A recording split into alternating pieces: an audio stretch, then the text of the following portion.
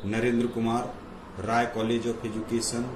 आज मैं आप लोगों को लर्निंग प्लान पाठ्य योजना के बारे में बताने जा रहा हूं। आज जो मेरा टॉपिक है वह पर्यावरण अध्ययन से लिया गया है और मैं आप लोगों को यह बुक के माध्यम से जो आपको लिखना है मैं बताने जा रहा हूं। ये जो सीखने की योजना है इसको हम लिखने से पहले ये सारी चीज को ध्यान में रखेंगे।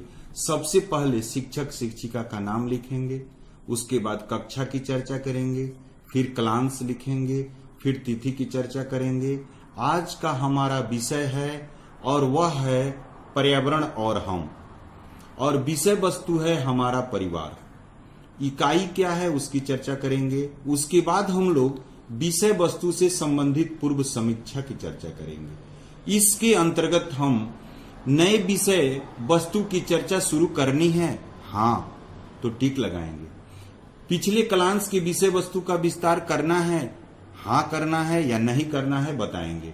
फिर हम यह विषय वस्तु इस कक्षा की पाठ्य चर्चा पाठ्यक्रम में उल्लेखित किन उद्देश्य बिंदुओं से जुड़ा हुआ है हम उसमें बताएंगे। बच्चे विषय वस्तु से पहले से ही परिचित हैं।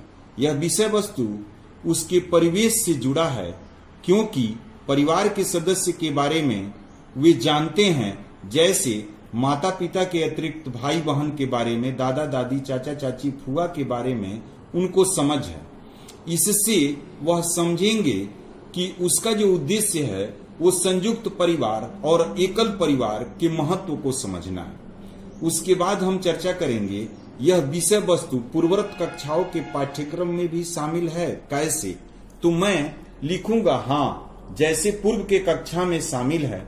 हमें चाचा चाची के बारे में पढ़ाना है और यह बताना है कि हमारे माता पिता के बाद चाचा चाची भी होते हैं। फिर हम आगे बढ़ेंगे, क्या मैंने इस विषय वस्तु का शिक्षण पहले किया है, कब और कैसे? हाँ किया है। बच्चों को पर्यावरण की पुस्तिका से मैंने शुरू किया था और हमारे बच्चे यह जानते थे वर्ग 2 में कि बच्चे परिवार तो नहीं लेकिन माता पिता के बारे में जानते हैं। यह विषय वस्तु इस कक्षा की और किन विषयों इकाइयों से जुड़ा है? कक्षा 3 के अध्याय में मेरा परिवार पाठ से संबंधित है। उसके आगे हम बढ़ेंगे, कक्षा में विद्यार्थियों के पास इस विषय वस्तु से संबंधित क्या आधारभूत समझ हो सकती है? बहुत कम, थोड़ा कम, बहुत कुछ। तो हम लिखेंगे बच्चों में परिवार की समझ हो सकती है, वह जान सकते हैं कि माता पिता के अतिरिक्त भी सदस्य होते हैं। इसके आगे विषय वस्तु का विवरण हम देंगे, यानी हमारा परिवार के अंतर्गत सबसे पहले संयुक्त परिवार, उसके बाद एकल परिवार के बारे में बच्चों को बताया गया है। सीखने की कौन सी विधियां इसके अंतर्गत कार्य करती है तो मैं बच्चों को बताऊंगा। पहले हमारा व्याख्यान विधि, उसके बाद समूह कार्य विधि, उसके बाद अभ्यास विधि का प्रयोग किया गया है। उसके बाद हम किन विधियों को चुना गया तो हम अपने शिक्षा शास्त्रीय विधि के द्वारा बच्चों के समक्ष विकसित किया जा सकता है। और हम आगे चर्चा करेंगे कि हमारे जो अब हम सीखने की विधियों का संक्षिप्त विवरण इस योजना के तहत हम बच्चों को बताएंगे। इस संदर्भ में हम परिचय कराएंगे कि बच्चों में परिवार की समझ, परिवार की प्रकार विकसित किया जा रहा है। इस कार्य में हम प्रमुख विधि जैसे व्याख्यान विधि, समूह कार्य विधि की चर्चा करेंगे, साथ ही अभ्यास विधि का भी प्रयोग करेंगे। अब मैं आपको बता रहा हूं कि व्याख्यान विधि में बच्चों द्वारा बोलकर बताया जाएगा कि संबंध क्या होता है तथा ब्लैक बोर्ड पर उसका व्याख्यान किया जाएगा। समूह कार्य विधि के अंतर्गत परिवार और उसके सदस्य के बारे में बच्चों को थोड़ी बहुत जानकारी तो रहती है। हम समूह कार्य करके, जैसे बच्चों द्वारा परिवार बनाया जाएगा, उसमें माता पिता के अतिरिक्त चाचा चाची दादा दादी भाई बहन का समूह तैयार कराया जाएगा और बच्चों में संयुक्त परिवार एकल परिवार की समझ विकसित किया जाएगा। परिवार निर्माण करा दिया जाएगा और बच्चे भली भांति समझ जाएंगे समूह कार्य विधि के अंतर्गत। उसके बाद हम अभ्यास विधि की चर्चा करते हैं। इसके द्वारा बच्चों में प्रश्नों के माध्यम से प्रश्न पूछकर उसका उत्तर प्राप्त कर परिवार के बारे में बताया जाएगा। इस प्रकार हम सीखने की विधि में प्रमुख 3 विधियां का प्रयोग करके बच्चों में परिवार के बारे में परिचय करा सकते हैं और इस अभ्यास का पूरा विकास भी किया जा सकता है। अब हम आगे बढ़ते हैं अवलोकन बिंदु पर।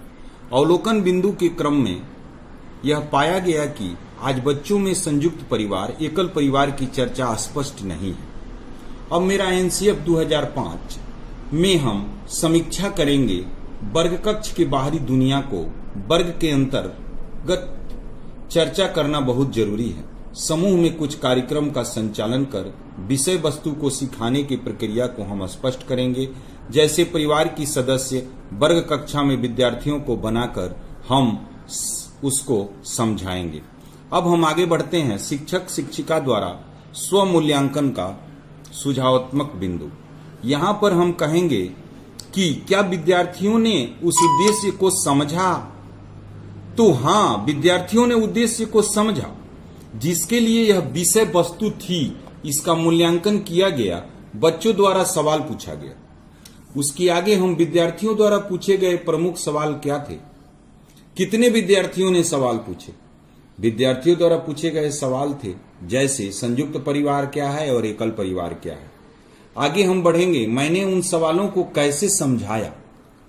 तो समझाने के क्रम में मैंने बताया कि परिवार के सदस्य में सभी एक साथ हैं तो संयुक्त परिवार, और अलग अलग हैं तो